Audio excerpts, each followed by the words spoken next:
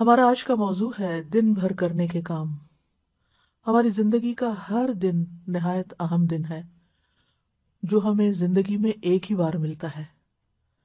جو دن گزر جاتا ہے وہ قیامت تک ہمیں واپس نہیں ملے گا، اس لیے ہمیں اپنے ہر دن کو سوچ سمجھ کر گزارنا چاہیے، اس سے بھرپور فائدہ اٹھانا چاہیے۔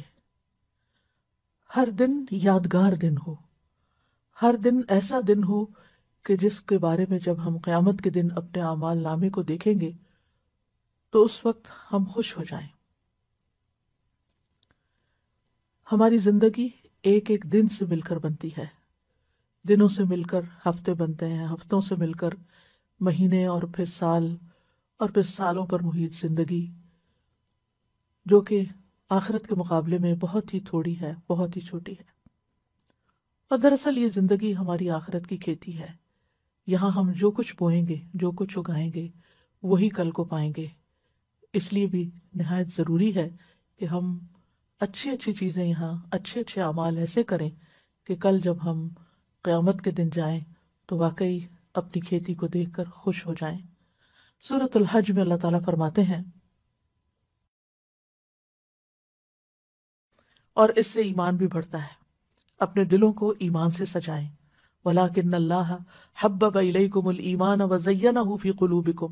اپنے آپ کو دیکھا کریں کہ کیا میرے دل میں ایمان کا حسن ہے، خوبصورتی ہے، اور ایمان میں اضافے میں جو چیزیں مددگار ہوتی ہیں وہ ہیں اللہ تعالیٰ کی اطاعت اور پسند کے کام کرنا، امانت کی حفاظت کرنا، سچ بولنا، ایمان کے مزین ہونے کی دعا کرنا، ایمان گھٹانے والے کاموں سے بچنا، چاہے وہ زبان کے گناہ ہو یا ویسے گناہ ہو، اور ایمان والے ساتھی تلاش کرنا، نیک صحبت۔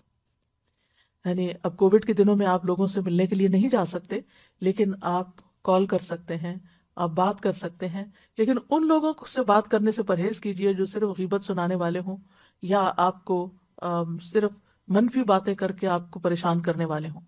ان کو کسی کام لگا دیجیے تاکہ وہ آپ یعنی آپ کو نشانہ نہ بنائے، آپ کو ڈسٹ بن نہ بنائے کہ وہ صرف آپ اپنے مسائل ہر وقت آپ کے سر پہ ڈالتے رہیں اور آپ ان کی وجہ سے پریشان رہیں، چاہے وہ آپ کے رشتہ داروں میں سے ہوں، چاہے وہ آپ کی اولاد میں سے ہوں، چاہے آپ کے والدین میں سے ہوں، چاہے آپ کے بہن بھائیوں میں سے ہوں، کیونکہ یہی قریبی رشتے ہوتے ہیں جو بعض اوقات ہمارے لیے آزمائش بن جاتے ہیں، اور ان کی زندگی میں مسائل ہوتے ہیں، وہ جب بات کرتے ہیں وہ کسی نہ کسی کی شکایت کرتے ہیں، کسی نہ کسی کی غیبت کرتے ہیں، کوئی شوہر کی کر رہا ہے، اور کوئی بچوں کی کر رہا ہے، اور کوئی بہن بھائیوں کی کر رہا ہے، اور کوئی کسی رشتہ دار کی، کوئی نیبر کی۔ تو اس چیز سے آپ نے پوری طرح بچنا ہے۔ آپ ان کو کسی ایسے کام لگا سکتے ہیں، علم سیکھنے سکھانے کے کام میں، کسی ویلفیئر کے کام میں، کسی کی خدمت کے کام میں، کہ جس سے ان کی زندگی میں خوشی آئے اور دھیان بٹے، اور وہ ہر وقت آپ کو اس قسم کی باتیں نہ کریں۔ اور اگر وہ نہیں باز آتے تو ان کو آپ اچھی طریقے سے سمجھا بھی سکتے ہیں کہ یہ کام آپ کے اور میرے دونوں کے ایمان کے لیے بھی درست نہیں، اور ہماری آخرت کے لیے بھی درست نہیں۔ ایک دفعہ شاید ان کو یہ بات کڑوی لگے، لیکن یہ ہے کہ آئندہ کے لیے وہ سنبھل جائیں گے۔ پھر اسی طرح یہ ہے کہ قلبی طہارت کے ساتھ ساتھ اپنی جسمانی طہارت کا بھی روزانہ اہتمام کریں۔ اپنے جسم، ناخن، بدن، ان تمام چیزوں کے بارے میں فکر مند رہیں۔ ابو ہریرہ کہتے ہیں 5 چیزیں فطری ہیں: ختنہ کرنا، زیر ناف بال صاف کرنا، بغل کے بال اکھاڑنا، ناخن تراشنا، مونچھیں کتروانا۔ اور خواتین اپنے اعتبار سے جو بھی صفائی کے طور طریقے ہیں جو انہوں نے اختیار کرنے ہیں ان کا بھی دن مقرر کر لیں۔ مثلاً اگر آپ نے ہر فرائیڈے مقرر کر رکھا ہے یا ہر سنڈے مقرر کر رکھا ہے، اگر آپ اپنی پرسنل ہائیجین کے لیے ٹائم فکس کر لیں گے تو انشاءاللہ آپ کو مشکل نہیں ہوگی۔ لیکن باقی ڈیلی نمازوں میں وضو کرتے ہوئے اچھی طرح اپنے آپ کو صاف کریں، ساتھ مسواک کریں۔ رسول اللہ صلی اللہ علیہ وسلم جب دن یا رات میں جب بھی سو کے اٹھتے تو وضو سے پہلے مسواک کیا کرتے تھے۔ آپ فرماتے ہیں اگر مجھے یہ ڈر نہ ہوتا کہ میں مومنوں پر مشقت ڈال دوں گا تو میں انہیں ہر نماز کے وقت مسواک کا حکم دیتا۔ تو آپ اپنے وضو کی جگہ پر مسواک رکھ دیجئے۔ اگر مسواک کرنا آپ کو مشکل لگتا ہے ہر وقت تو ایک دفعہ دن میں کم از کم پراپر مسواک کریں، اور باقی اوقات میں ٹوتھ برش کے ساتھ بھی آپ اپنے دانتوں کو ہلکا پھلکا پھیر کے یہ کام کر سکتے ہیں۔ حضرت سمرہ سے مرفوعاً روایت ہے، یعنی رسول اللہ صلی اللہ علیہ وسلم نے فرمایا اپنے منہ کو مسواک کے ساتھ پاک رکھو کیونکہ یہ قرآن کا راستہ ہے۔ تو اپنے منہ کی صفائی اور اپنی زبان کی صفائی اور اپنے گلے کی صفائی، ان چیزوں کا بھی خاص خیال رکھیں۔ اور پھر وضو کے بعد دعا پڑھنا نہ بھولیں۔ یہ اپنے ڈیلی کے کاموں میں اگر آپ کو یاد نہیں رہتا تو کہیں لکھ کے لگا لیں۔ رسول اللہ صلی اللہ علیہ وسلم نے فرمایا جو وضو کرے اور اچھی طرح وضو کرے، پھر یوں کہے اشہد ان لا الہ الا اللہ وحدہ لا شریک لہ واشہد ان محمدا عبدہ ورسولہ اللہم اجعلنی من التوابین واجعلنی من المتطہرین، اس کے لیے جنت کے 8 دروازے کھول دیے جائیں گے، وہ ان میں سے جس میں سے چاہے داخل ہو جائے۔ سبحان اللہ، کتنی مختصر سی دعا ہے لیکن کتنا بڑا اجر ہے، اس لیے اس کو نہ بھولیں۔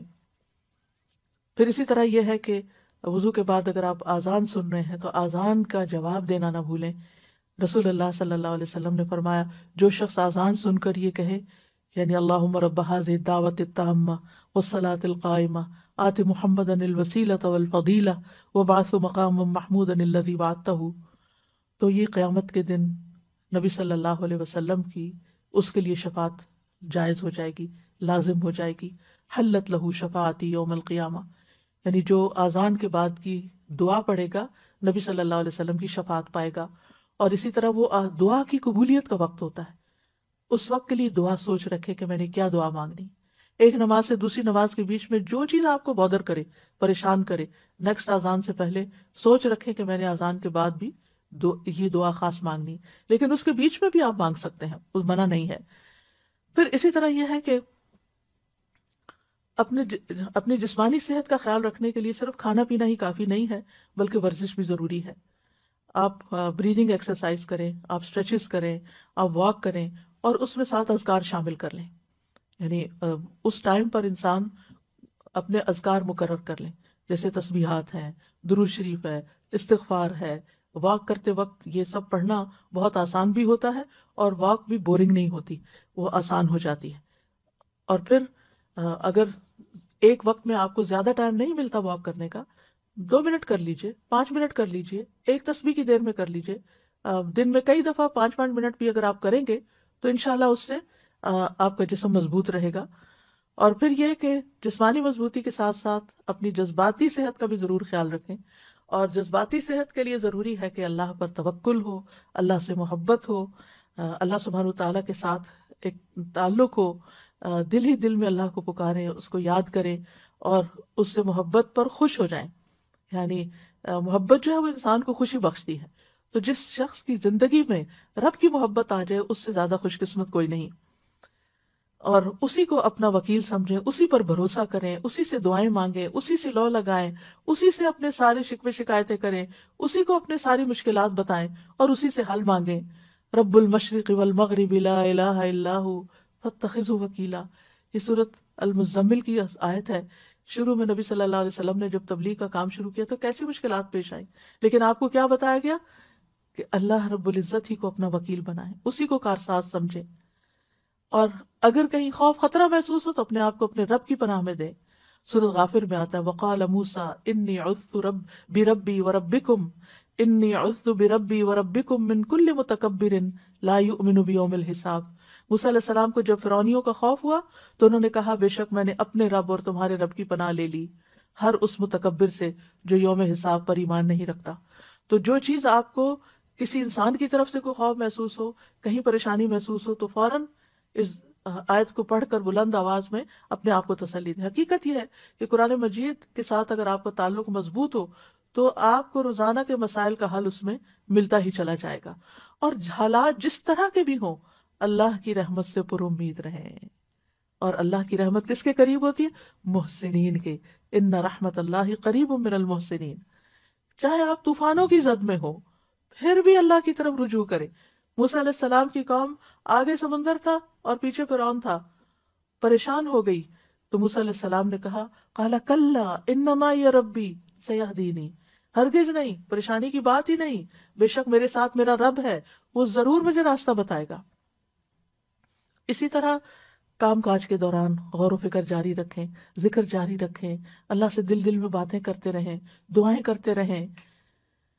عقل مند لوگ قرآن مجید میں ان کو بتایا گیا الذین یذکرون اللہ قیاما وقعودا وعلی جنوبہم ویتفکرون فی خلق السماوات والارض ربنا ما خلقت ھذا باطلا سبحانک فقنا عذاب النار۔ کون ہے عقل مند لوگ؟ وہ جو کھڑے، بیٹھے اور لیٹے اللہ کو یاد کرتے رہتے ہیں، اور آسمانوں اور زمین کی پیدائش میں غور و فکر کرتے ہیں۔ کہ اے ہمارے رب، اور کہتے ہیں اے ہمارے رب تو نے یہ سب کچھ بے مقصد پیدا نہیں کیا، تو پاک ہے، ہمیں آگ کے عذاب سے بچا۔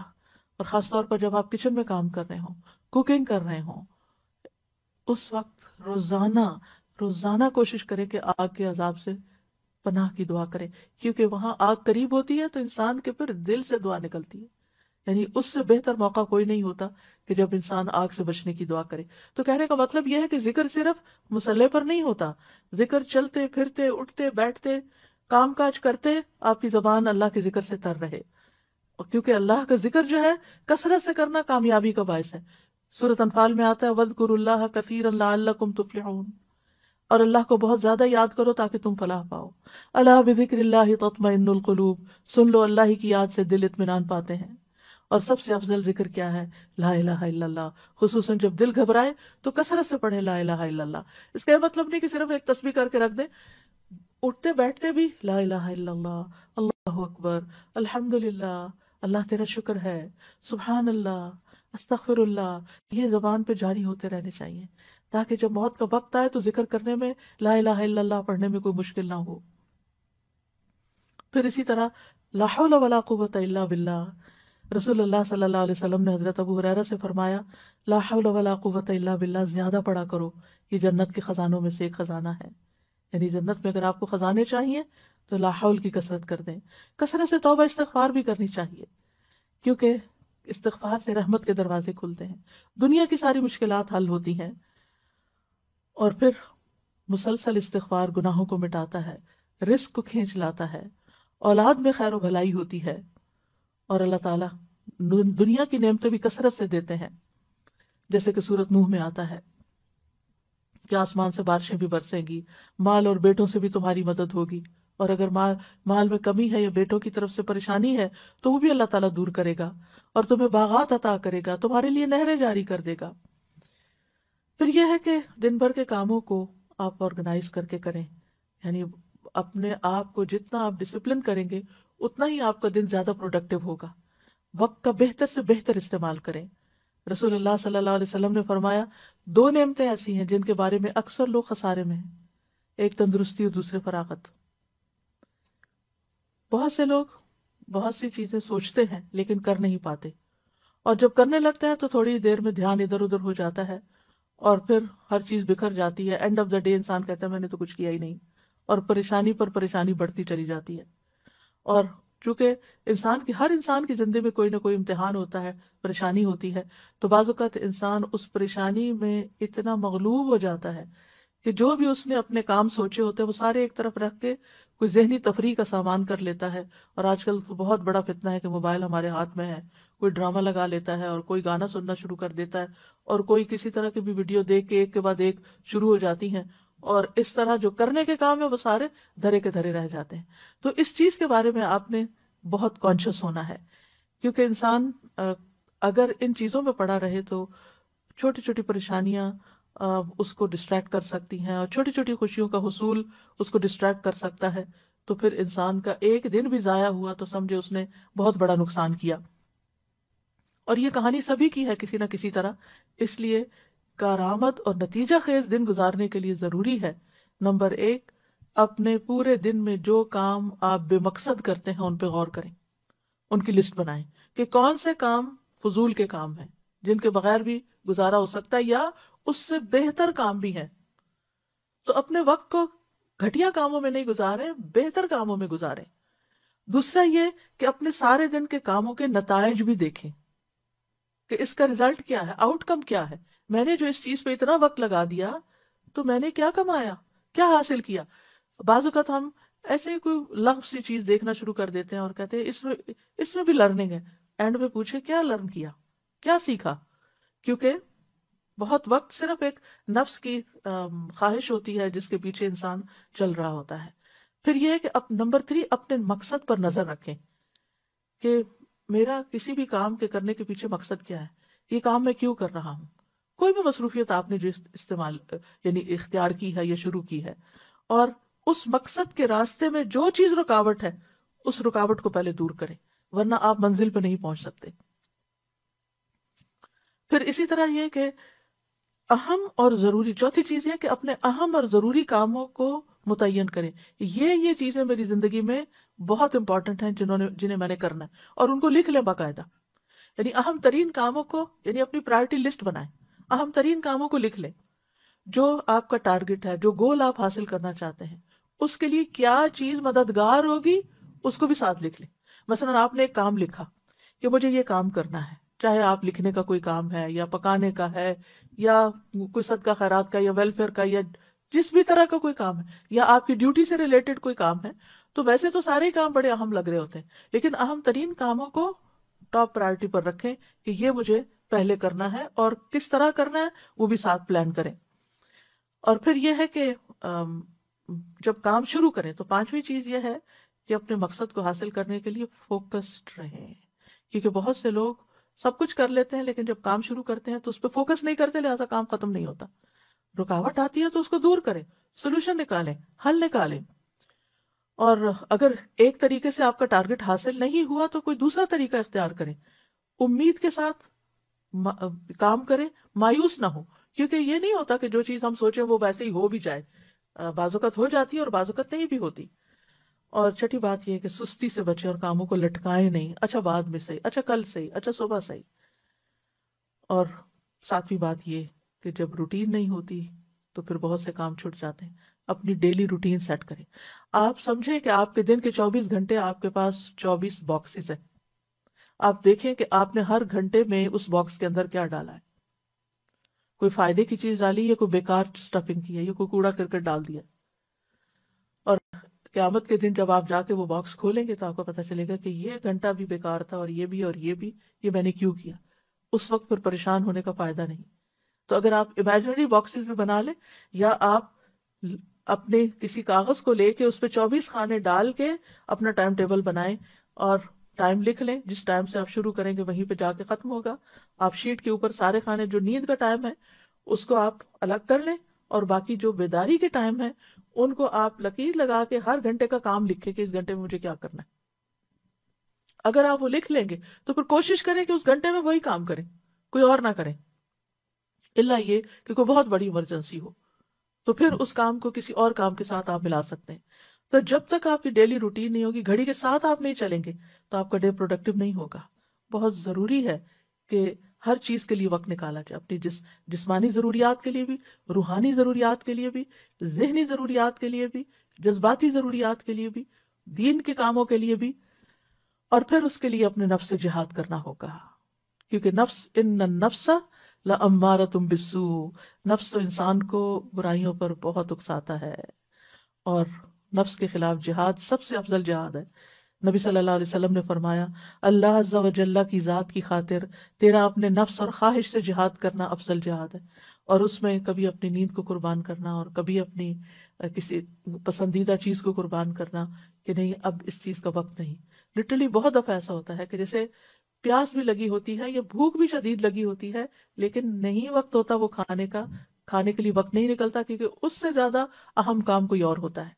تو انسان یہ جو قربانی کرتا ہے اس وقت اپنے کھانے پینے کی یا اپنے آرام کی، یہی نفس کے ساتھ جہاد ہے کہ میری پرائرٹی یہ ہے اور یہ کام آج مجھے کرنا ہے اور یہ میرے ٹارگٹس ہیں، ان کو میں نے اچیو کرنا ہے. تو انشاءاللہ اللہ سبحانہ وتعالیٰ بہت آسانی کریں گے.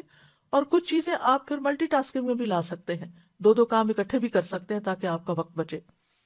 اور اگر آپ وقت میں برکت لانا چاہتے ہیں نا تو 5 نمازیں وقت کی پابندی کے ساتھ ادا کریں، کیونکہ ان الصلاۃ کانت علی المؤمنین کتابا موقوتا، بے شک نماز ایمان والوں پر ہمیشہ سے ایسا فرض ہے جس کا وقت مقرر کیا ہوا ہے.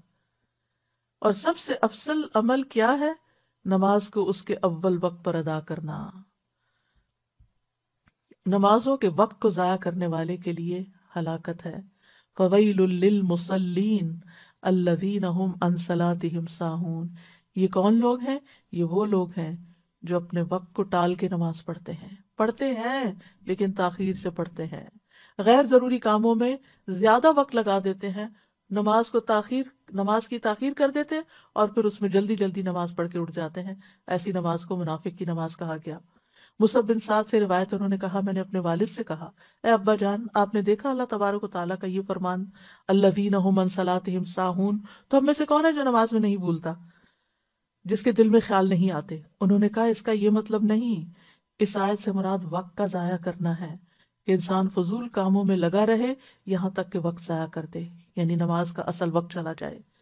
اس لیے نماز اپنے وقت پر، ایسا نہ ہو کہ فجر کی نماز قضا ہو جائے، اور ایسا نہ ہو کہ سوئے رہیں.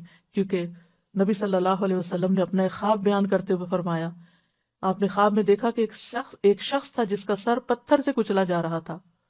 وہ قرآن کا حافظ تھا مگر وہ اس سے غافل ہو گیا اور فرض نماز پڑھے بغیر سو جاتا تھا. اور پھر نماز لیٹ کرنا جو ہے نفاق کی علامت ہے.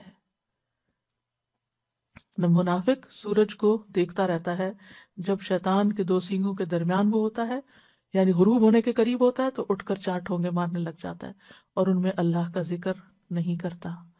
یعنی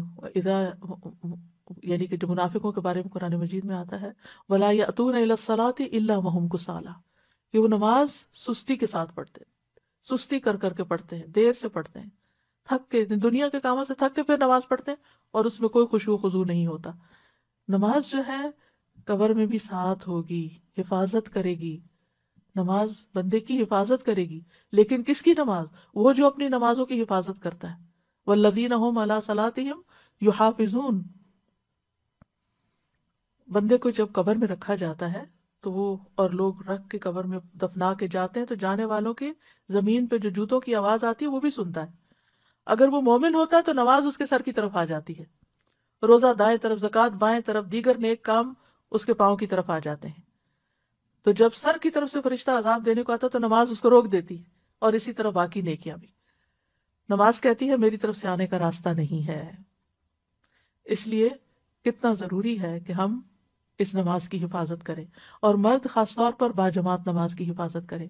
اگر گھر میں 2 مرد بھی ہیں اور مسجد بہت دور ہے کہ ہر وقت نہیں جا سکتے تو اکیلے اکیلے نماز پڑھنے کی بجائے جماعت سے پڑھیں. اور اگر گھر کی خواتین بھی ساتھ شامل ہونا چاہیں تو موسٹ ویلکم.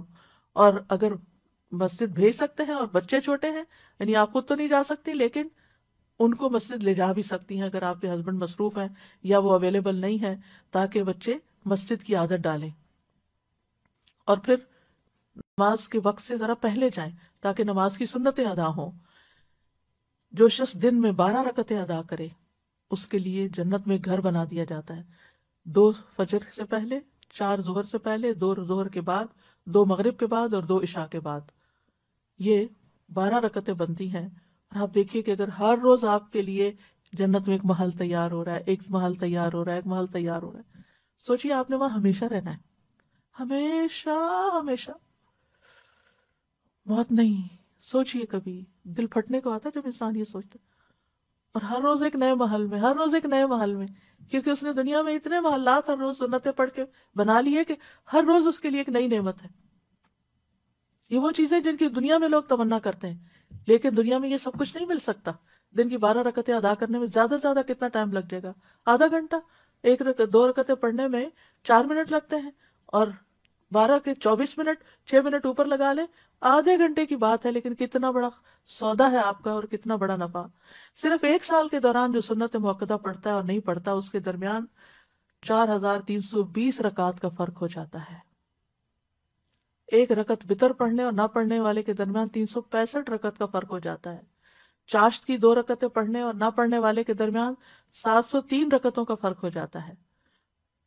اور جو سنتوں کی پابندی کرتا ہے اور جو نہیں کرتا ان کے درمیان 5415 رکعتوں کا فرق ہو جاتا ہے. اور ہر رکعت میں 2 سجدے ہوتے ہیں. تو صرف 1 سال میں کتنے درجے کھو دیے انسان نے، صرف 1 سال میں.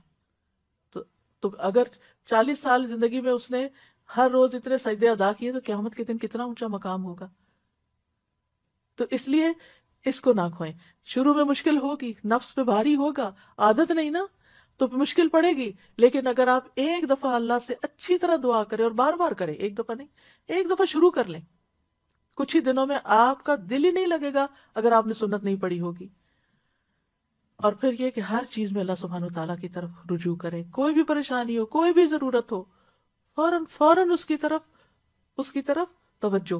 کیونکہ جو روگردانی کرتا ہے اللہ سے تو اللہ سبحانہ وتعالیٰ اس کو، جیسے حدیث میں آتا ہے، حدیث قدسی میں اللہ تعالیٰ فرماتے ہیں اے ابن آدم اپنے آپ کو میری عبادت کے لیے فارغ کر لو، میں تیرے دل کو غنا سے اور تیرے ہاتھ کو رزق سے بھر دوں گا، اور اے ابن آدم تو مجھ سے دور نہ ہو ورنہ میں تیرے دل کو فقر سے اور تیرے ہاتھ کو مصروفیت سے بھر دوں گا۔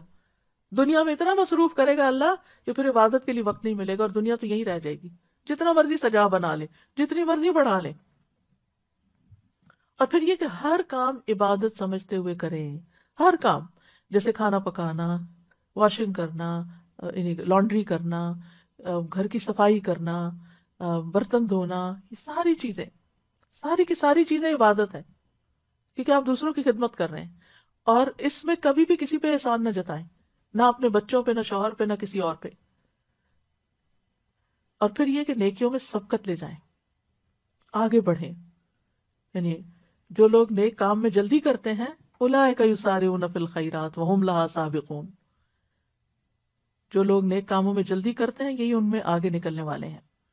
کوشش کریں کہ نیکی کے ہر کام میں حصہ ڈالیں۔ ابو ہریرہ کہتے ہیں رسول اللہ صلی اللہ علیہ وسلم نے فرمایا آج تم میں، یعنی دن بھر کے کرنے کے کام ہے نا، اسی مناسبت سے یہ حدیث سنا رہی ہوں، آپ نے فرمایا آج تم میں سے کس نے روزے کی حالت میں صبح کی؟ ابو بکر رضی اللہ عنہ نے فرمایا میں نے، عرض کیا میں نے۔ آپ نے فرمایا آج تم میں سے کس نے مریض کی عادت کی؟ ابو بکر رضی اللہ عنہ نے کہا میں نے۔ آپ نے فرمایا تم میں سے کس نے جنازے میں شرکت کی؟ ابو بکر رضی اللہ عنہ نے کہا میں نے۔ آپ نے پوچھا کس نے مسکین کو کھانا کھلایا آج؟ حضرت ابو بکر نے کہا میں نے۔ مروان کہتے ہیں مجھے معلوم ہوا کہ اس پر نبی صلی اللہ علیہ وسلم نے فرمایا کہ جب کسی شخص میں ایک دن میں یہ ساری خصلتیں جمع ہو جائیں، یعنی یہ سارے کام وہ ایک دن میں کر لے، دن بھر کرنے کے کاموں میں اگر یہ موقع مل گئے اور اس نے کر لیے، وہ جنت میں ضرور داخل ہوگا۔ کتنی بڑی بات ہے، لیکن ہم بعض اوقات ہمیں پتہ بھی ہوتا ہے، اور پھر مردوں کے لیے خاص طور پہ جنازہ پڑھنا، تو اس میں ایک جنازے کا جو ثواب ہے 2 قرات کے برابر، کوئی قرات جو ہے وہ پہاڑ برابر ہوتا ہے۔ تو جب ایک صحابی کو دیر سے یہ حدیث پتہ چلی تو وہ ہاتھ ملنے لگے، یعنی پچھتانے لگے کہ ہم نے اتنے قرات ضائع کر دیے، کتنے مواقع تھے۔ بہت سے لوگ حرم جاتے ہیں، وہاں جنازہ پڑھنے کا وقت بھی ہوتا ہے لیکن اس کو نکل پڑتے ہیں، تو وہ کتنے منٹ لگتے، چند اور منٹ، جو دعا یاد کر لے انسان اور بخشش کرتا رہے، اور جب دوسروں کے لیے آپ کریں گے تو کوئی آپ کے لیے بھی کرے گا۔ پھر یہ کہ نیکیوں کے کام کرنے کے ساتھ ساتھ گناہوں سے ضرور بچیں، یعنی نافرمانی کے کاموں سے بچیں، یہ بھی کرنے کا کام ہے۔ جہنم کے سامنے رکھے نا انسان تو گناہوں سے بچ سکتا ہے۔ جہنم کی حقیقت جب سمجھ آ جاتی ہے نا انسان کو، تو زندگی کا رخ بدل جاتا ہے، زندگی تبدیل ہو جاتی ہے۔ تو اس لیے اچھے کام بھی کریں لیکن ساتھ برائیوں سے بچیں بھی ضرور، یعنی ایسے کام نہ کریں کہ جس سے لوگوں کو اذیت ہو، دوسروں کو اریٹیٹ نہ کریں، نیگ نہ کریں، کوئی ایسا کام نہ کریں کہ جس سے دوسرا آپ سے بیزار ہونے لگے، جو، اور اس کے لیے کرائیٹیریا جو اپنے لیے پسند نہیں وہ دوسرے کے لیے بھی نہ کریں۔ پھر یہ ہے کہ اللہ کی محبت کی خاطر، اللہ کے چہرے کی خاطر یہ کام کیا کریں کہ لوگوں سے اچھے اخلاق سے پیش آئیں، کیونکہ میزان میں سب سے بھاری نیکی اچھا اخلاق ہوگا، اور اس میں سب سے پہلے اپنے والدین کو خوش کریں، ان کی پیشانی چومیں، ان کے چھوٹے چھوٹے کام کریں، ان کے ساتھ جو بھی نیکی کر سکتے ہیں زندگی میں کریں، اور اگر فوت ہو چکے ہیں تو ان کے لیے صدقہ خیرات کرتے رہیں، دعائیں کرتے رہیں، ان کی زندگی میں بھی اور مرنے کے بعد بھی۔ رب ارحمہما کما ربیانی صغیرا، رب ارحمہما کما ربیانی صغیرا، اے میرے رب ان پہ رحم فرما جیسے انہوں نے مجھے بچپن میں شفقت سے پالا تھا۔ سب کے لیے خیر کا باعث بنے، خصوصاً گھر والوں کے لیے، اور اس خیر میں صرف ان کی دنیا بنانا ہی نہیں ہے، ان کی آخرت کی بھی فکر کریں۔ یعنی بعض اوقات ہم لوگ خود دین کی طرف آ جاتے ہیں لیکن گھر والوں کو بھول جاتے ہیں۔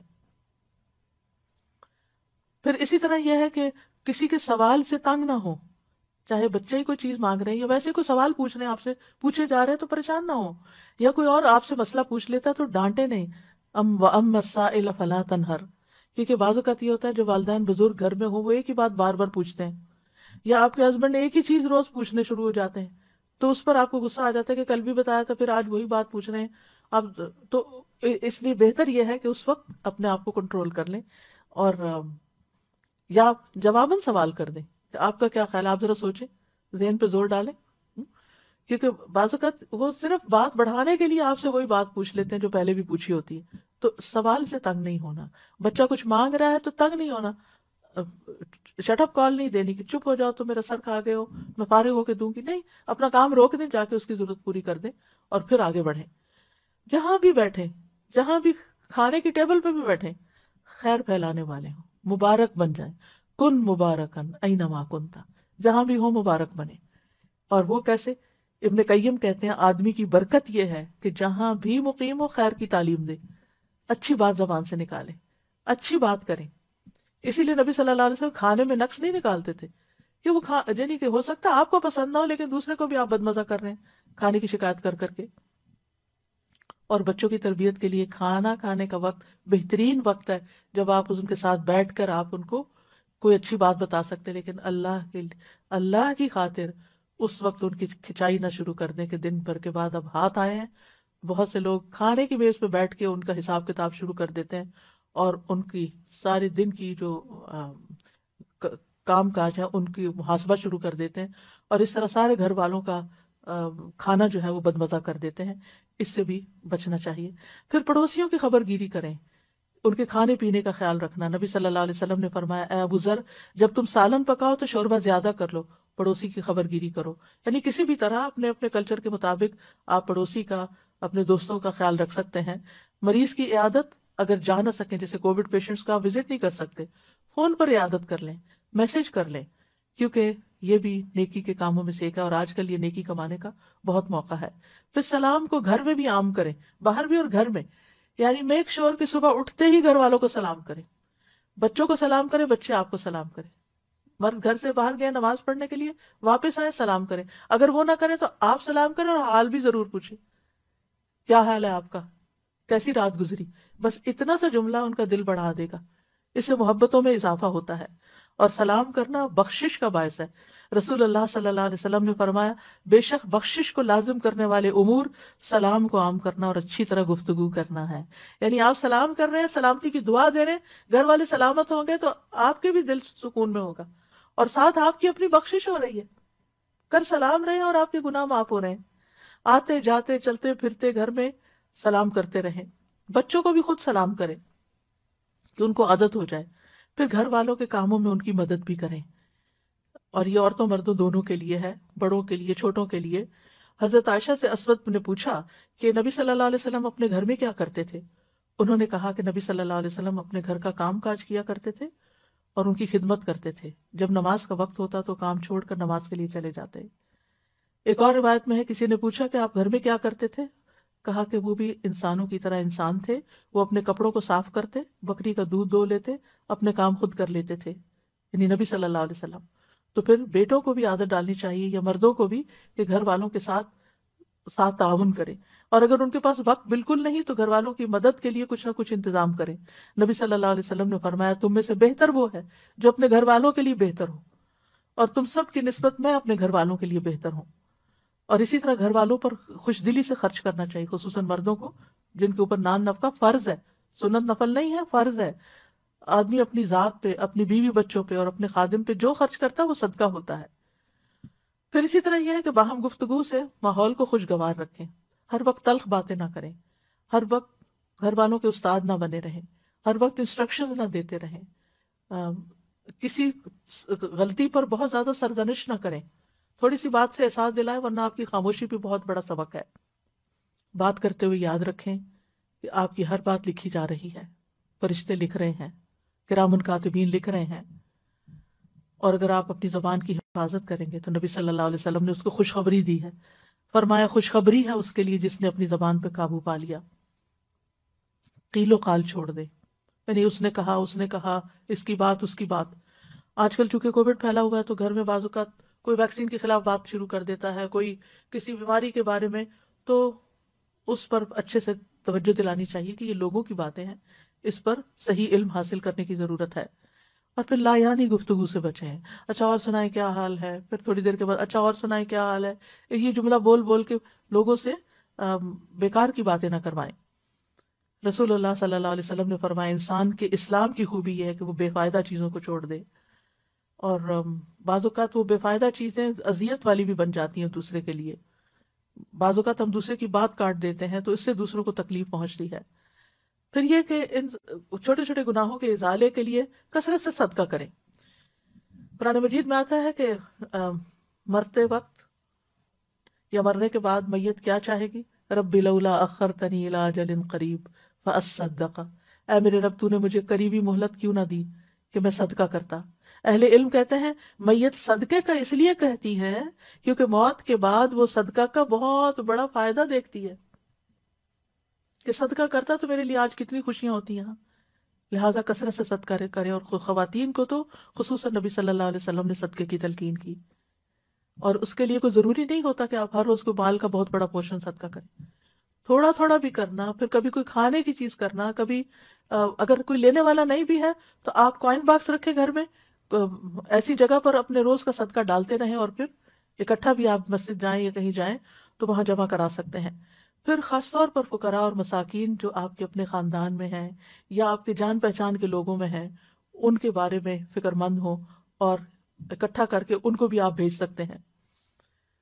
رسول اللہ صلی اللہ علیہ وسلم نے فرمایا مسلمان کا وہ مال کتنا عمدہ ہے جس میں سے کسی مسکین، یتیم اور مسافر کو دیا جائے۔ اور اسی طرح زائد ضرورت چیزیں جو ہیں گھر میں ان کو بھی نکالتے رہیں، ضرورت مندوں تک پہنچاتے رہیں، اور اس طرح دوسروں کے دل خوش کرتے رہیں۔ نبی صلی اللہ علیہ وسلم نے فرمایا مومن کو خوش کرنا، اس کا قرض ادا کرنا، اس کی ضرورت پوری کرنا، اس سے کسی مصیبت کو دور کرنا افضل اعمال میں سے ہے۔ یعنی کسی کا دل آپ خوش کر دیں گے تو آپ نے بہترین کام کیا۔ پھر اسی طرح بات بات پہ غصے سے بچیں، ناراض ہونے سے بچیں، ایٹیٹیوڈ دکھانے سے بچیں، قطع رحمی سے بچیں، چھوٹی چھوٹی باتوں پر بہت بڑا ری ایکشن ظاہر نہ کریں، دوسروں کو معاف کرنے والے بنیں۔ فاصفح الصفح الجمیل، صبر جمیل کے ساتھ ہی الصفح الجمیل آتا ہے۔